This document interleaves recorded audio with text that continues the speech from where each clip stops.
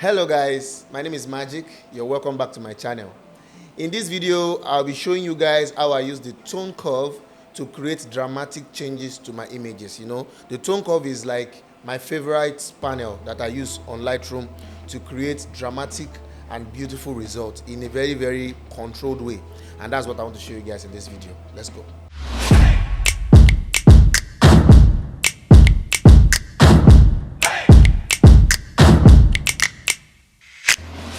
The tone curve is a powerful tool that can help you adjust the tonal values of your images.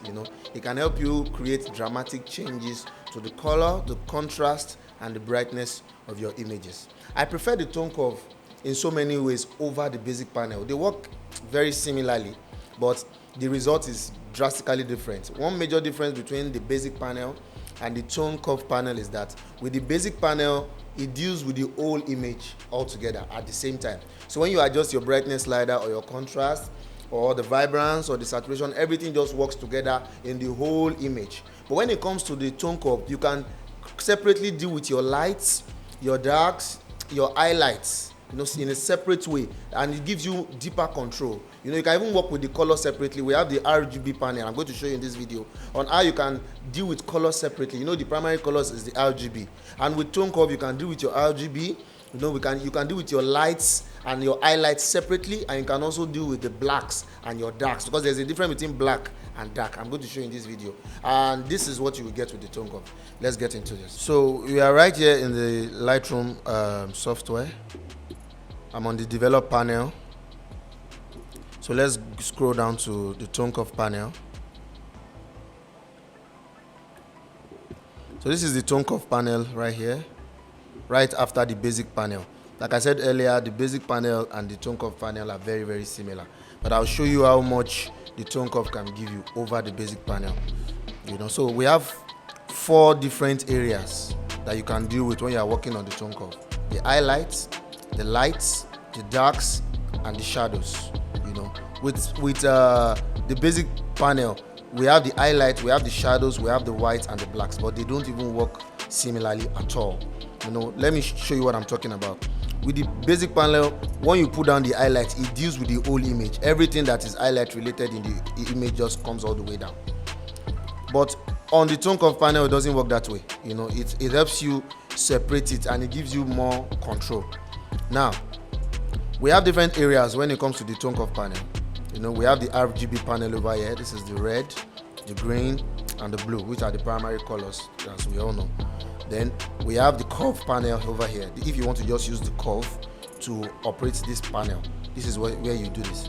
And if you want to use the sliders, you click on this first option here, so you can use the sliders. What I do is that I use the sliders, but I'm going to show you how to use the curve also. Now,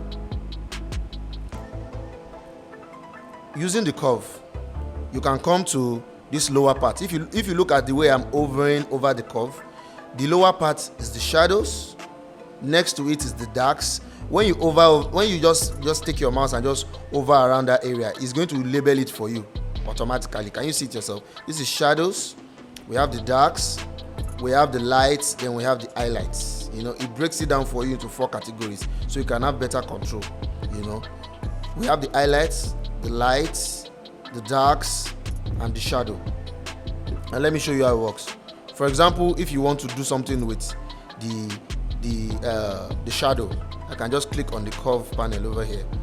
I can click, this is the shadow area. I can click on the shadow. That's the shadow point. I can pull it down. You can see what's happening to the image. I can pull it up like this. It gives you much mature results. The result is way better than what the basic panel will give you. Let me double click to take it back. What I do most times is I just come to the center here, which is where the mid-tone is. Mid-tone has more power. I just click on it. I take it up. I come to my shadow here. I click on it. I take it down a bit. Just by doing these two little things. Doing this, let me show you the difference. This is before and this is after. Before and after. Can you see the amount of drastic changes we've made already just by pushing those 2 sliders, the midtones and the shadows? You know, that is the beauty of tone curve. Let me come back to this first option here to show you how the slider works, because with that it will be easier for you. You know, when you come to the highlight, what I do most of the time is I don't overstretch my highlight, but I like to take my highlight down to give me that cinematic feel. If I want it to look cinematic, I take down my highlight. So this is how it works. This is me taking down my highlight. It won't do much, but I don't like to take it all the way down, so it won't look like me losing all the details of my image. So I just take it down a tiny bit. Take it down a tiny bit. Then my lights, I like to take it up. I like to take it up like this. Let me show you before and after to show you, so you can see the difference of what I'm doing. You know, let me take up my darks, and then I'll take down my shadows. This is like my style when I'm using the tone curve. Let me turn this off so you can see the whole thing. Then let me crop this image a bit so as to remove all these distractions. Okay, better. All right, so you can see this now. You know, you can see how flat the original image was, and just by pulling down my highlight, taking up my lights and darks, and taking down my shadows, I'm able to create this kind of difference. You know, this is the beauty of tone curve. I'm going to reset this image and show you guys what I'm talking about. If I let me crop it again. Let me crop it again like I did before. If I go to my basic panel and I take up the shadows, you can see how flat it looks. I take up the whites, or even if I bring down the whites, I take down the highlights, you know, and I drop my blacks. It looks really flat. It doesn't look contrasty at all. And if I decide to add more contrast on the basic panel, see what happens. The whole image begins to look very burnt, you know. But on the tone curve panel, it gives you very, very realistic results. See me taking up my lights, taking up my darks, and it's not even messing up with the detail of my image. I can drop my highlight to give it a bit of cinematic feel. Then I also take down my shadows. Can you see? Can you see what it's doing to the image? This is one thing I love about the tone curve. And I can even go further to the RGB panel. That's where you can deal with your colors. You know, I can go to my red. Maybe it's looking too reddish. I want to add a little bit of green. I just come to this top end of the curve and I pull it down towards green. Can you see what's happening? This looks pretty already. It looks really beautiful already. You know, it looks very cinematic. Let me turn off the tone curve panel and turn it back on for you to see what we've done already. You know, it looks like nothing, but it's dramatically different from the original, as you can see. You know, I can come to my green. If I feel it's not green enough, I can pull it towards the green. But for this particular image, I think it's green enough. And if I want to add some more tints to make it pop, I can just pull it down towards the purple. Can you see? But this is not my style. I'd rather just leave it natural, but I just want to show you how it works. Same works for the blue. I can add some warmth to it to make it more golden, or I can make it cooler by pulling it towards blue. Can you see how cool it looks when I pull it towards the blue? Like, you know, blue stands for coolness, while yellow stands for warmth. So let me come back to my curve. One fast way you can also create beautiful results is to use something I call the S curve. I use this a lot, and let me show you how it works very, very quickly. Very, very easy to do. So I come to my tone curve, I click on the curve panel like this. Then I create 3 points on the curve, 3 solid points on the curve. So I come over here, I click here, click over here, and click over here. This is the 3 points you're going to use to create your S curve. Then I come to this lower point, I take it down. I take this up. This is too much, but I want to show you how it works. I won't take it this far normally, but I just want to show you how it works. You know, and I take this up like this. Yeah, just like that. And this is the S curve. This is before and after. And if I feel like it's looking too burnt, because for me I think it's looking too burnt on this side, I can just take it back up, so I don't have to have so much burnt shadows. Let me show you before and after. You can see what it's doing to the image. The image still looks as natural as possible, but it looks brighter and it looks more contrasting, you know, than the original. But with the basic panel, you tend not to get much of this. So after applying my tone curve like this, all I have to do is just come to my basic panel, because I've done most of the work on the tone curve.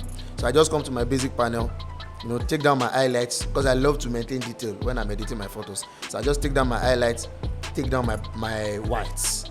You know, it looks natural. Let me show you before and after. Looks natural. Then I take up my shadows. The first thing I do is use the tone curve to bring out the detail. Then I go back to my basic panel and now do all this. So I now take up my shadow, bring down my blacks, you know. So if I feel it's not warm enough, I can add some temperature. If I feel it's fine or I want it to be cool, I can add some, reduce the temperature. But I think I will leave it as it was. Or if I want some tint, I want it to be more, you know, purple like, I can pull some tints to it. And if I want more grains to give it more cinematic feel, I can pull it back towards the grain. Can you see the before and after? Can you see before and after now? You know, really nice, really nice. You know, I can come further down, click on my slider panel on the tone curve, take up my lights. This is like my favorite technique, so I'm showing you guys over and over again so you can master it. I take up my lights, I take up my darks, I drop my highlight a tiny bit, and I drop my shadows. This is just perfect. Look at this, even without retouching. Look at the way the image already looks. You know, imagine when we now had some retouching and some dodge and burn, how beautiful the result will be. Let us check out another quick image. I'm going to use a very dark picture so as to show you guys the difference between tone curve and basic panel, how beautiful tone curve is and how much you need to explore and understand tone curve more. Now, I want to expose this image. If I come to the basic panel, I just take up my exposure. I rarely use this exposure slider on basic panel. I don't even use it at all, except the image is extremely dark and I need to tone it up a bit. I use tone curve, but just to show you how it works. If I use the exposure panel on basic, I take it up all the way up because I want this image to be bright. Can you see how everything looks washed? Our wedding dress, the background over here looks all washed. Now let me take this back down. Let me go to my tone curve. Now I'll just take up my lights all the way up because I want to brighten it drastically. I take up my darks, you know. I take up my shadows. You can see that we are still maintaining detail. Even though I dragged my slider all the way up. Let me show you before and after. Can you see? I'm still maintaining detail. The dress is still intact. No part of the image is overwashed. You know, I can even take down my highlight if I want, but for this image, I don't think it's necessary. You know, and if I have gotten to where I want and I think I want it to be more exposed or to come out more, I can now go back to my basic panel and now take up my exposure a bit. Just a bit. You can see that it's already making the image worse, so you can't overdo it. So just a tiny bit, just to make the image brighter. And you can see the before and after already. So this is the beauty of tone curve. So don't let tone curve intimidate you. It's not very difficult to use. It's quite straightforward, to be honest. You know, if you want to go deeper with tone curve, you will do your research. But one thing I'll tell you is that just follow what I've shown you here. Take your highlights, take it down. Take your lights up, your darks up, and your shadows down. That simple formula can transform your image before you even do anything else on Lightroom. Just applying that formula can drastically make your image better. Then with your basic panel, you can now start playing with your vibrance, your saturation, your clarity, your texture, and many other options. So with this video, I hope you are going to have a basic understanding of how the tone curve works and how much you can make your images dramatically better with the results the tone curve can give you. Don't overuse it. This is my advice for you.